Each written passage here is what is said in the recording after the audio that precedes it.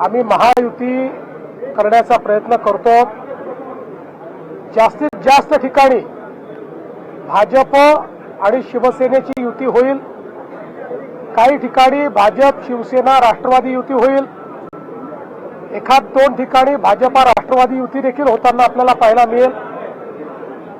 आता तुम्ही पुण्यामध्ये मला विचारालच म्हणून सांगतो, पुण्यामध्ये मात्र अजितदादांची आमची चर्चा झालेली आहे। आम्ही दोघेही इथले मोठे पक्ष आहोत। भाजपने 5 वर्ष चांगल्या पद्धतीनं पुण्याचा विकास केलेला आहे, त्यामुळे कदाचित पुण्यामध्ये राष्ट्रवादी काँग्रेस आणि भारतीय जनता पार्टी अमोरासमोर लढताना त्या ठिकाणी पाहायला मिळतील। पण असं असलं तरी ही मैत्रीपूर्ण लढत असेल, याच्यामध्ये कुठेही कटुता नसेल। सर, नागपूर महापालिका आणि इतर दुसरी महापालिका आरक्षणाचा जो मुद्दा आहे त्यावरून देखील निवडणूक आयोगाने भाष्य केले की सुप्रीम कोर्टाच्या आदेशानुसार आरक्षणाचा मुद्दा का करेक्ट आहे। नागपूर महानगरपालिका आणि चंद्रपूर महानगरपालिकेमध्ये आरक्षण हे 50% वर गेलेलं आहे। तर माननीय सर्वोच्च न्यायालयाने सांगितलं की यांच्या निवडणुका घ्या, फक्त जो निकाल आहे तो आमच्या अंतिम निर्णयाच्या अधीन राहील। आम्ही अंतिम निर्णयात जो काही निर्णय घेऊ तो या 2 महानगरपालिकांना लागू असेल। शिवसेना शक्यतोवर सगळीकडे आमच्या सोबत असेल।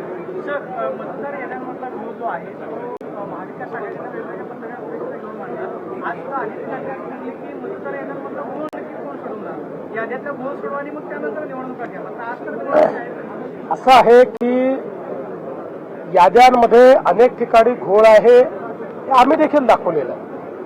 पण त्याकरता निवडणुकाच घ्यायच्या नाहीत असं करता येणार नाही।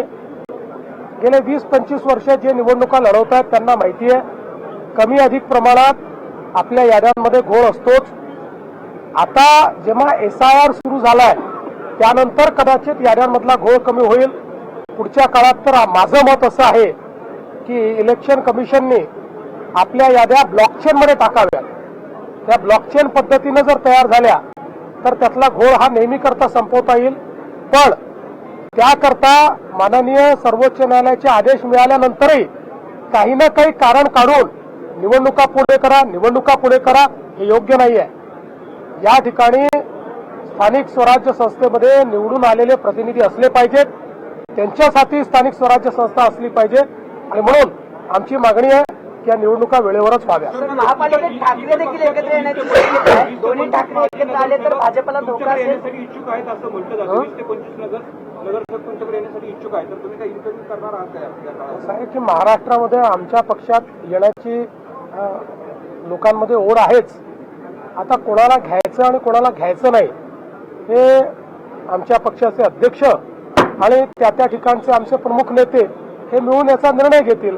याचा काही सरसकट कुठलाही निर्णय नाही। सर, ठाकरे दोन्ही बंधू एकत्र येत आहेत, हा एक पक्का निर्णय आहे आमचा आणि त्या ठिकाणी शिंदे साहेबांचं ठरलाय की एकमेकाचे घ्यायचे नाही। ठाकरेंचं काय सर, दोन्ही ठाकरे एकत्र आल्यावर तुम्हालाही फटका बसेल? मुंबई महापालिका आहे, कुठलाही फटका नाही। दोन्ही ठाकरे एकत्रित आले तरी नाही आले तरी, दोन्ही ठाकरे एकत्रित आल्यानंतर काँग्रेसही त्यांच्यासोबत गेली तरीही मुंबईकर भारतीय जनता पार्टी शिवसेना आमच्या महायुतीलाच निवडून देतील। कारण आमचा कारभार, आम्ही केलेला मुंबईचा विकास आणि मराठी माणसाचं आम्ही जोपासलेलं हित हे सामान्य मुंबईकरांनी पाहिलेलं असल्यामुळे मुंबईकर आमच्या सोबत राहतील। 98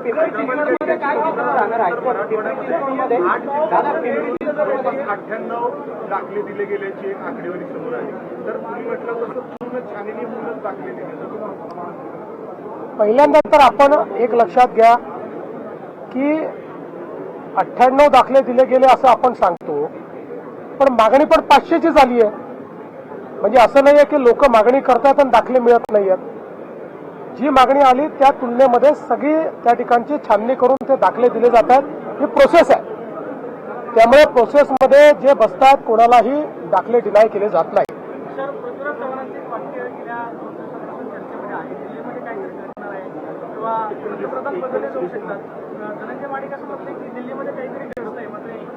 मराठी पंतप्रधान मराठी अमेरिकेत घडणाऱ्या घडामोडी दाखवलेल्या आतापर्यंत वेगवेगळ्या नेत्यांना साक्षात्कार होत होते, स्वप्न पडत होती, भविष्यवाणी ते करत होते, हे आम्ही बघितलेलं आहे. पण पृथ्वीराज बाबांसारखा ज्येष्ठ नेता जे महाराष्ट्राचे मुख्यमंत्री राहिले, पीएमओचे मंत्री राहिले, त्यांनाही असे साक्षात्कार व्हायला लागले तर मात्र निश्चितपणे मला असं वाटतं की त्याच्यामध्ये काहीतरी थोडं काळबेर आहे.